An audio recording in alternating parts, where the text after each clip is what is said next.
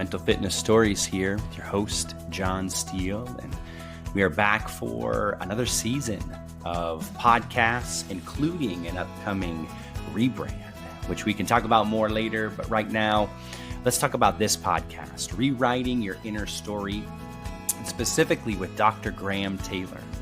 Dr. Graham Taylor, I met him doing podcasts in regards to being a guest on one that he hosted, and we just hit it off talking about mental fitness and all different areas, so I had to bring him on.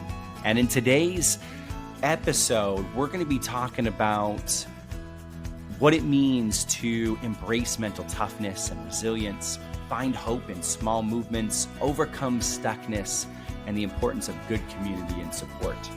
Now, a little background of Dr. Taylor. He's a licensed clinical psychologist in private practice for the past 28 years over in Honolulu, Hawaii. And in addition to private practice, he's the Chief Learning Officer at Triad.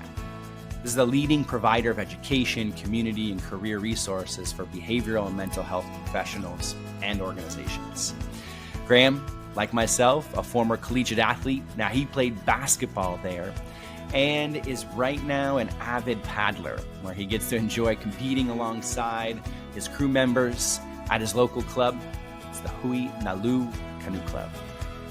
I hope you enjoy this episode as much as I did as we look at part one here, with part two to come another time.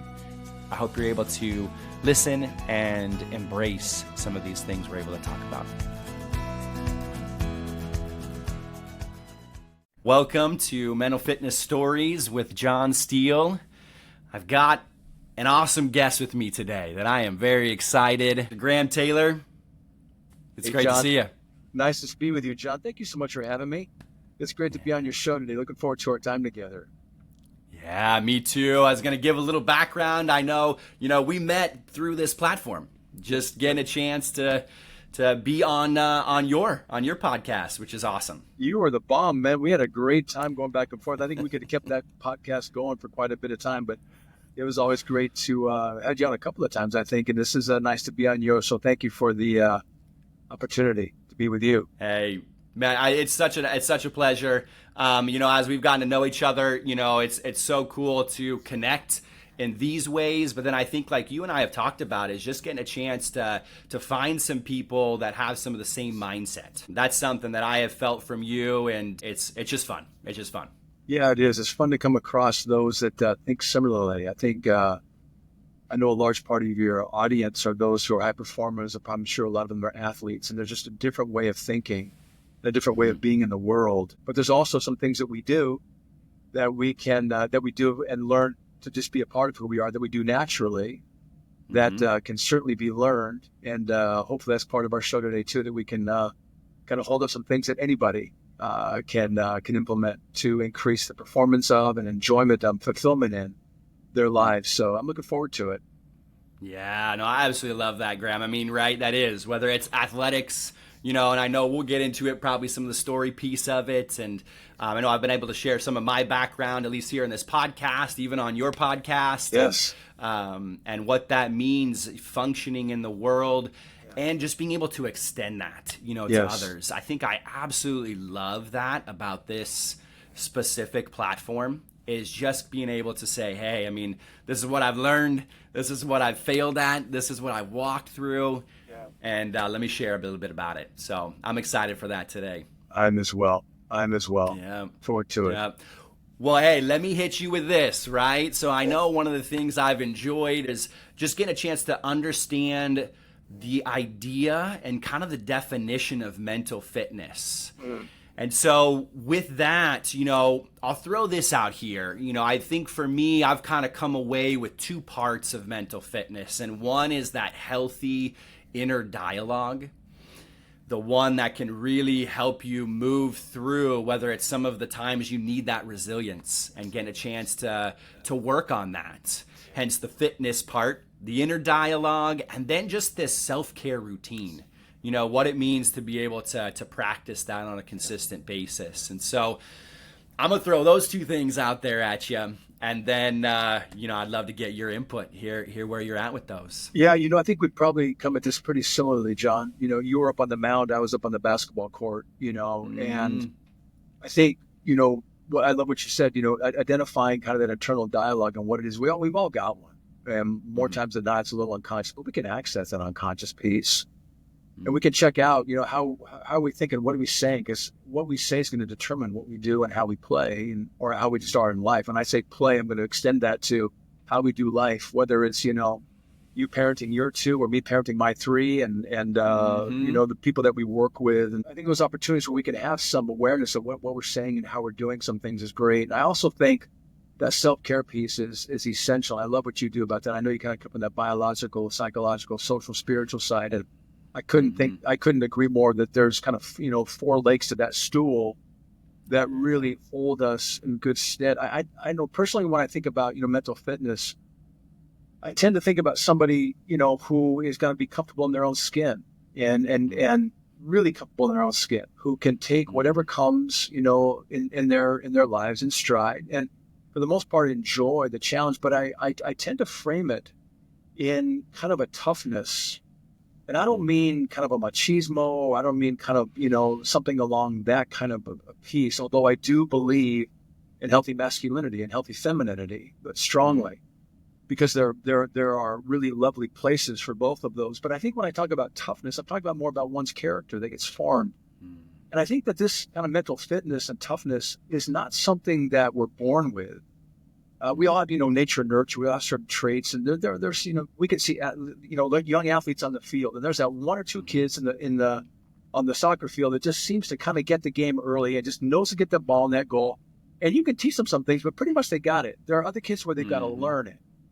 In this area, I think there is some natural proclivity that some may have around being kind of tough, just character-wise, but I think we can also learn it. So from my coming in mental fitness, it's about being tough. It's about, words we typically use like resilience or perseverance. I love the word grit or kind of a hardiness. Someone who chooses to see a challenge personally as an opportunity for growth. And that's a really critical piece for me because, Henry Ford said back in the day, the automobile maker, he said, whether you think you can or you think you can't, either way you're going to be right. Because you're going to determine in that crossroads of moment, you're going to determine which way you're going to be going. And I think there's probably very few things that we can't find a way or make a way through if we really just kind of stop and think about it. So it's that confidence, mental fitness, that confidence, that toughness that I can prevail in this situation. It means like what you're saying earlier, so I can recognize what my fears are or my hesitancies, and I can bind those long enough to push through. So I think that's kind of how I come at it. But I think you also have to earn mental fitness. You got to go after it. It's like our physical fitness. You got to earn it. You got to be in the gym doing it. You got to be in the mental gym in your head, recognizing these things, be conscious of them. What I love about your show is you're bringing these things to a conscious level that we all have access to, and that we can all adopt this mental fitness, this mental toughness, so that no matter what life brings, you've got a pretty good chance of going through it successfully.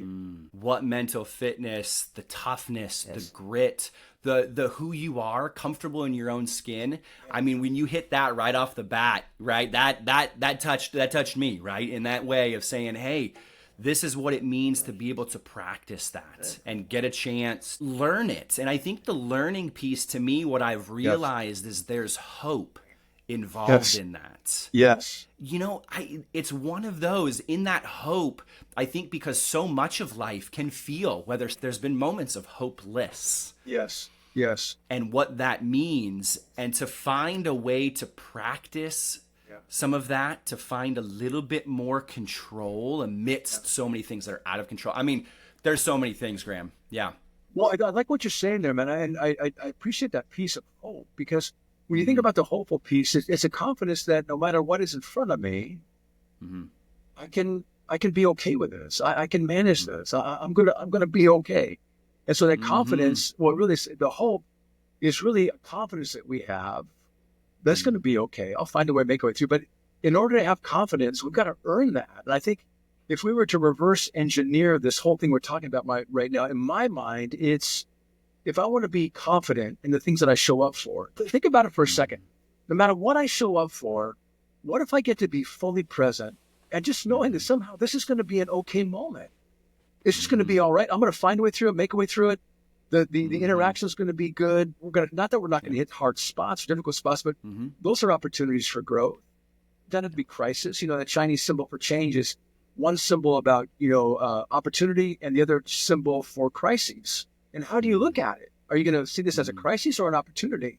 And here we have an opportunity for change. But what you're raising right here is if we want to be confident and have hope, I think we have to earn that. If we reverse engineer, to have confidence, I have to have a certain competence that I develop. If I reverse engineer that, I have to have developed a certain mastery in something. Yeah. And how do I develop mastery? Well, I do right things repeatedly. There's no secret sauce. The things we're talking about. It's not like, boy, you got lucky because you got born like Michael Jordan. No, that boy worked his tail off. He was phenomenal. Yep. And his mental toughness, bar none, was the most amazing to track and follow. But he did right things repeatedly. So did Kobe. So did Simone Biles. All these folks that we see as top people. But they learn to train their minds in ways that you're kind of introducing. And so if we do right things repeatedly over time, we develop a mastery. And over time, we develop a competence. And then we earn the confidence. And if we have confidence, what do we get to have? We get to have hope that no matter what we're in, things are going to be okay. And I can be okay. The anxiety goes down as the competence goes up. So I love what you're saying around hope. Yeah. Yeah. I mean, the hope piece, as you're breaking that down, right? And I love the way that you're pulling it all the way from the back end, right? And what that means to be able to have some of these actions, this movement that really can instill, some of that confidence, some of that hope. I think you and I, we keep kind of talking through at one point some of these core beliefs, that we go through life with. Yeah. And recognizing, I think one of the things that have been so incredible was being able to see people heal. Yes. And see, this process and recognize that, there are these moments that they are in this healing time and they change. Yeah. And that change is hope. Yeah. I think that's, so you get what you're raising right here. I love because people get to see that if they do right things, I think the words I want to grab a word you just used, because I love that piece. Sometimes we just need to start moving. We just need to do something. We need some kind of action. People kind of stop and, the paralysis of analysis where we're saying, well, I can't do that, or I don't know if it's going to be okay. I don't know if it's going to be okay. I don't know if you can do it, but let's just try one step. Let's just try one thing. That is such a key thing, because when we start taking these steps, it's almost, back in the day, I'm going to age myself here, but we had cars without power steering, bro. And so basically the old saying was, it's easier to steer a moving, because if you weren't moving, to turn that wheel was just really a bear, because you had to turn and crank. But when you got moving, it was okay. Power steering is taking care of all that. But the idea is still the same. Things begin to move better when you're in movement. And you begin to kind of see opportunities and things present themselves. So that key piece is a great word. Key actions are key. And then you begin to see that, hey, maybe I can do this. Or maybe along the way, I recognize that taking this path wasn't the best thing. So what do? I make a little correction. But to not get started, to not take the action you're talking about, healing is never going to come about by itself without it. Yep. Yeah. So good. That part. Yeah. That part of the movement piece, I love the example, right, of the power steering. I mean, come on now, right? That's just, it's so true that it is those little movements. Yes. And I think what happens is, as you have those little, if you can get into the space of, okay, like this is little, not the anxiousness of I got to solve it all right ahead of time, right?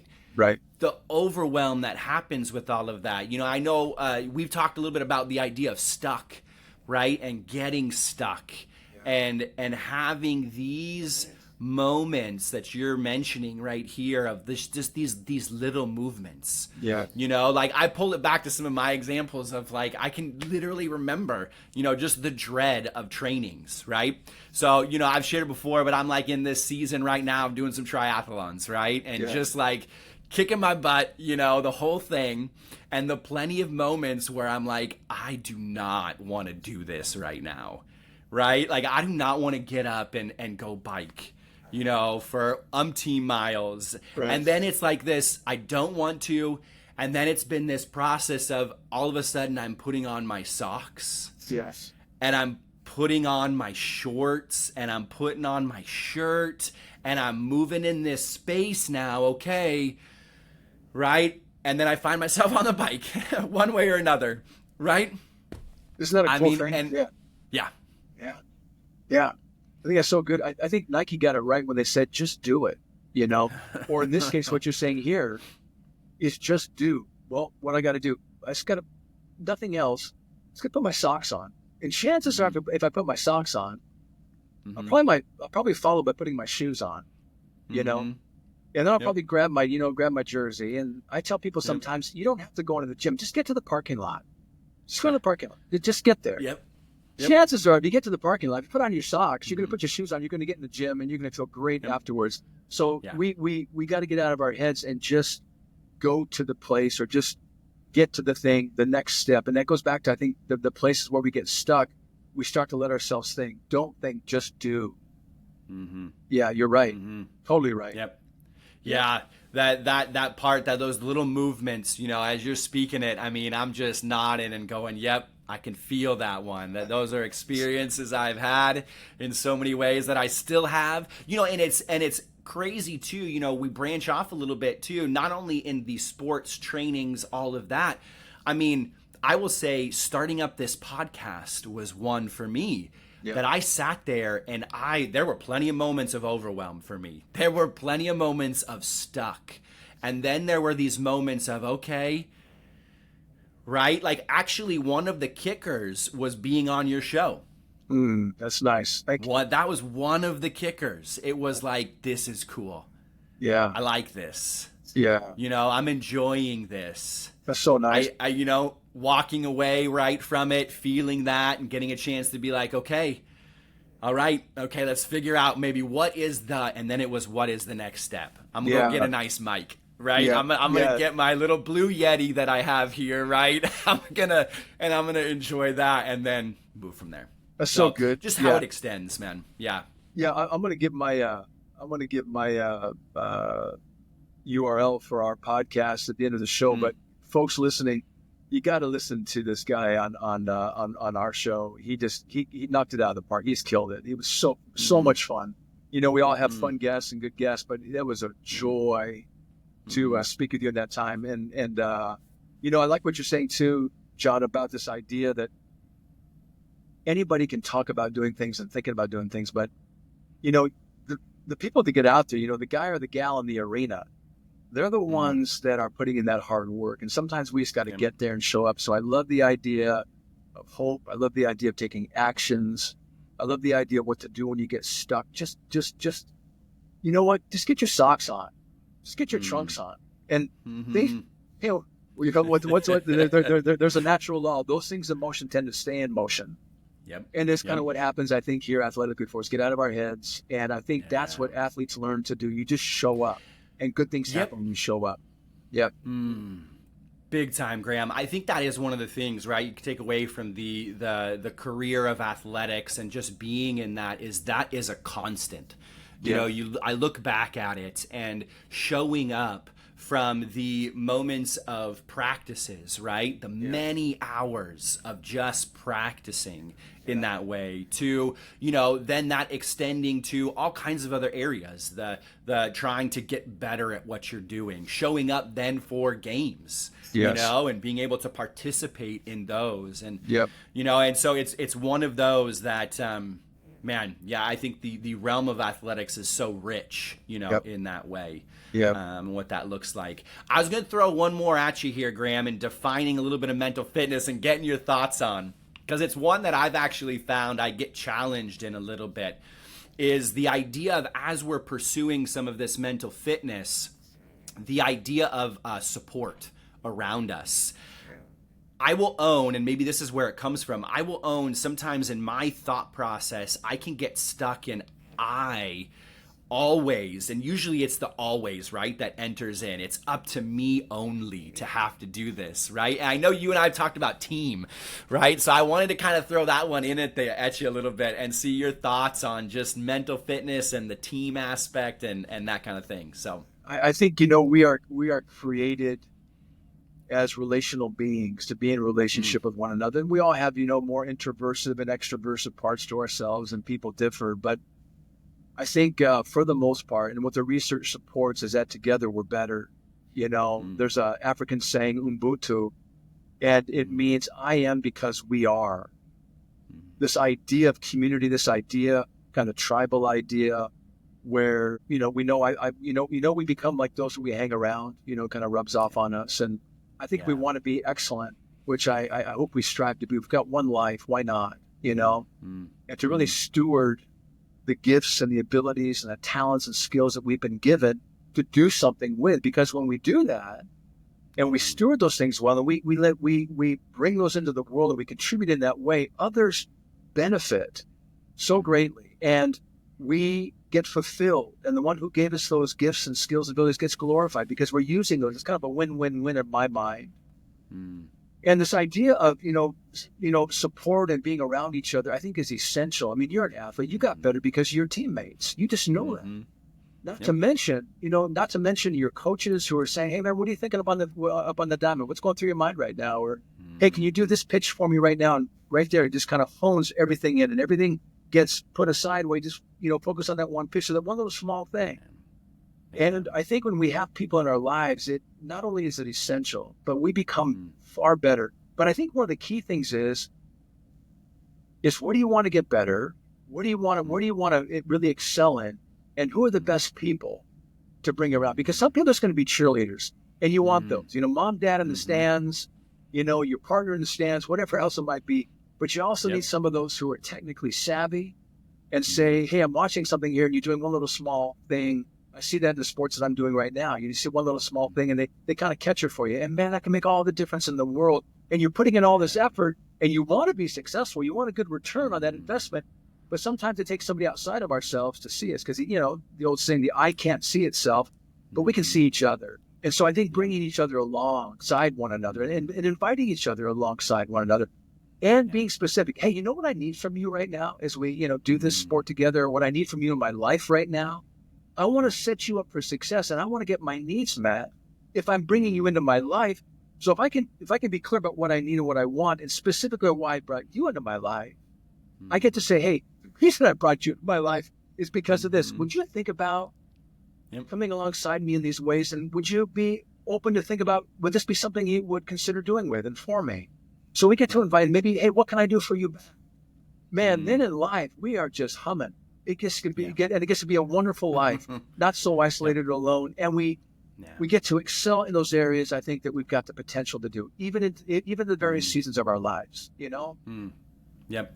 Oh man, I so appreciate that, Graham. I mean, I think what it means to connect, right? I wholeheartedly hear it from you, and the benefits of that, and being created in that way relationally, right? Like that's a big reason why I'm in the field I'm in, right? Exactly. Is this idea, right, of identifying relationships, and and I love the connection of people, and I love the purpose that you talk about there. I think that's huge and key to highlight, is the way you were talking about being intentional with the people, right? Because it's so true. They know, like, there are people in our lives who do certain things, like you said, the cheerleaders that are like, let's go, you got it, you can do it.